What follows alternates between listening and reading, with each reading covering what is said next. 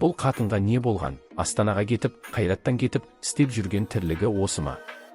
Бұл не қылғаның Жұлдыз? Астананың қақ ортасында Халатпен қанша еркектің көзінше не істеп жүр? Деп жазуда желі қолданушылар. Жұлдыздың өзі балай дейді, ел не дейді? Жұрт не ойлайды? Енді бұндай сұрақтар мені мазаламайды. Шешімім осылай болып тұр десті.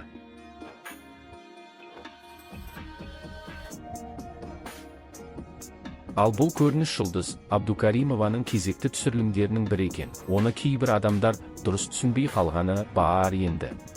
Ал сіз не дейсіз? Видеоның астына өз пікіріңізді қалдырыңыз. Go!